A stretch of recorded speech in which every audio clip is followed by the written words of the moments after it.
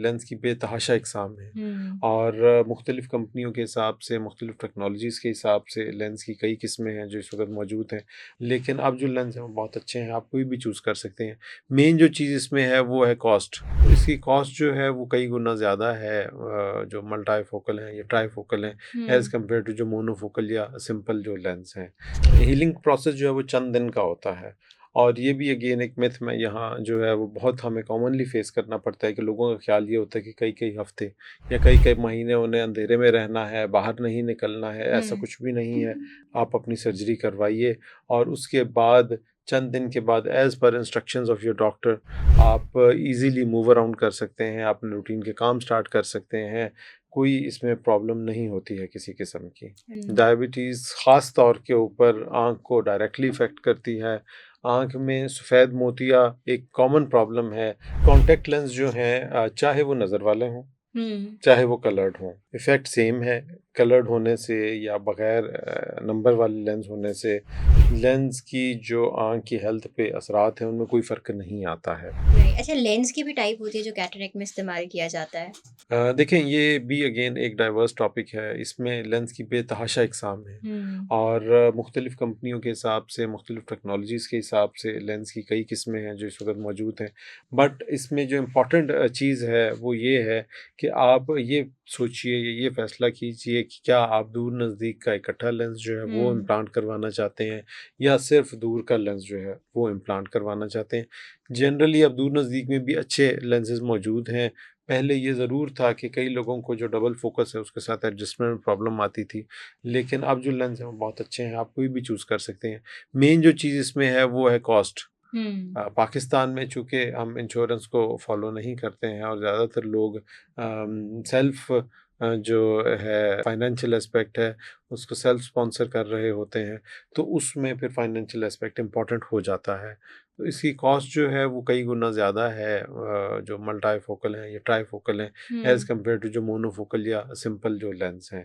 तो इस वजह से अक्सर लोग फिर ज़्यादातर मोनोफोकल लेंस जो है वो उसको प्रेफ़र करते हैं और उसके बाद ग्लासेस का इस्तेमाल करते हैं फॉर रीडिंग पर्पसेस। राइट, तो ये मल्टीफ़ोकल लेंस की आप बात कर रहे हैं, जी, उसके लिए फिर हमें ग्लासेस का इस्तेमाल नहीं करना पड़ेगा, जी अगर हम उसकी बिल्कुल। तरफ जाते हैं। जी बिल्कुल, बिल्कुल। जो आम लेंस है उसमें आम तौर के ऊपर दूर की ज़रूरत नहीं पड़ती है और नज़दीक की आपको ऐनक लगानी पड़ती है। हुँ। लेकिन जो मल्टीफोकल या ट्राईफोकल लेंस है इसमें आपको किसी ऐनक की भी ज़रूरत नहीं पड़ती है ज़्यादातर केसेस के अंदर। अच्छा, इस सर्जरी के बाद भी हीलिंग प्रोसेस जैसे हमने पहले भी डिस्कस किया है, वो सेम टाइम पीरियड ही है? जी बिल्कुल। ओके। हीलिंग प्रोसेस जो है वो चंद दिन का होता है और ये भी अगेन एक मिथ में यहाँ जो है वो बहुत हमें कॉमनली फेस करना पड़ता है कि लोगों का ख्याल ये होता है कि कई-कई हफ्ते या कई-कई महीने उन्हें अंधेरे में रहना है, बाहर नहीं निकलना है, ऐसा हुँ, कुछ भी नहीं है। आप अपनी सर्जरी करवाइए और उसके बाद चंद दिन के बाद as per instructions of your doctor आप ईज़िली मूव अराउंड कर सकते हैं, अपने रूटीन के काम स्टार्ट कर सकते हैं। कोई इसमें प्रॉब्लम नहीं होती है किसी किस्म की। राइट। अच्छा, जो डायबिटीज़ और ब्लड प्रेशर के पेशेंट्स होते हैं, उनका इन दोनों चीज़ों की वजह से आँख पे कितना असर होता है? देखिए आँख पे बहुत ज़्यादा असर है। हुँ, डायबिटीज़ ख़ास तौर के ऊपर आँख को डायरेक्टली इफ़ेक्ट करती है। आँख में सफ़ेद मोतिया एक कॉमन प्रॉब्लम है।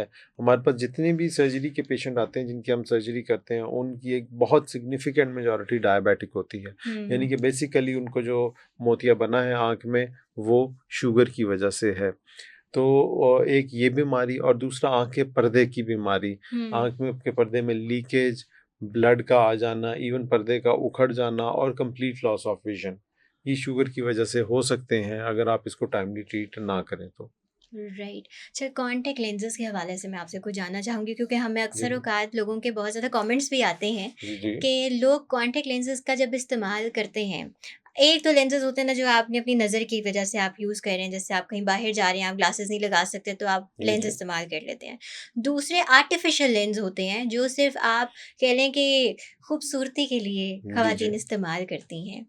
तो उन लेंस का कितना बुरा असर होता है हमारी आँख के ऊपर? क्योंकि सस्ते लेंस तो आपको पता ही है किस तरह से हमारी मार्केट में मिल रहे होते हैं जी, जी। और अच्छे वाले होते भी नहीं हैं। जी, जी, बिल्कुल। लेकिन फिर भी लोग इस्तेमाल करते हैं।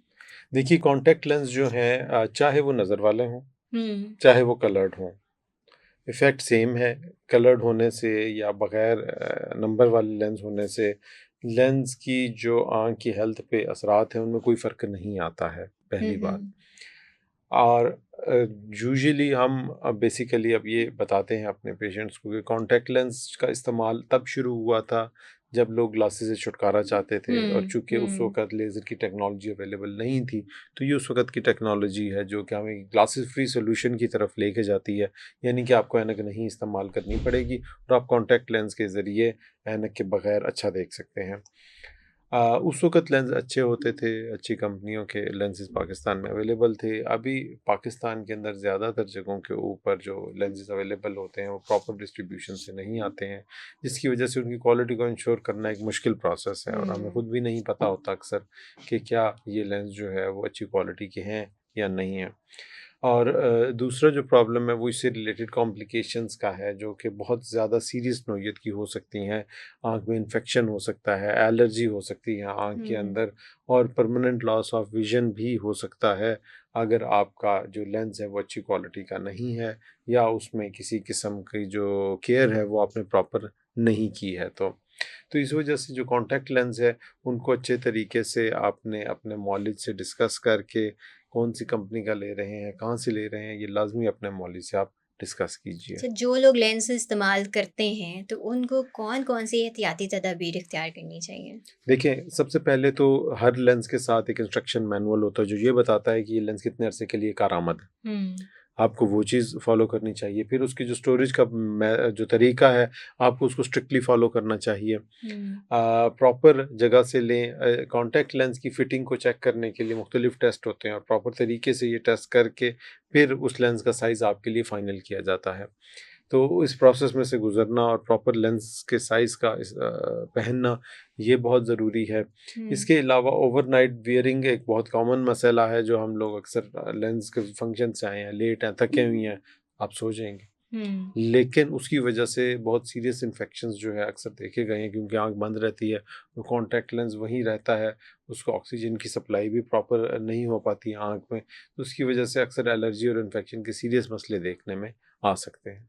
राइट, मतलब जितनी भी ख़वातीन या चलें जो भी लोग इस्तेमाल कर रहे हैं कॉन्टैक्ट लेंसेज़, तो जो डॉक्टर सलान आपको बता रहे हैं, आप वो एहतियाती तदाबीर लाज़मी इस्तेमाल करें, क्योंकि मैंने खुद अपने जानने वालों को देखा है जो लेंस का इस्तेमाल करते हैं और अब वो तौबा तौबा करते हैं। जी, क्योंकि बिल्कुल। गलती उनकी अपनी खुद की होती है, एहतियात वो लोग खुद नहीं करते, और उसके बाद ब्लेम किस पे जाता है, या तो डॉक्टर पे चला जाता है या लेंस कंपनी पे चला जाता है। जी, बिल्कुल, बिल्कुल, बिल्कुल।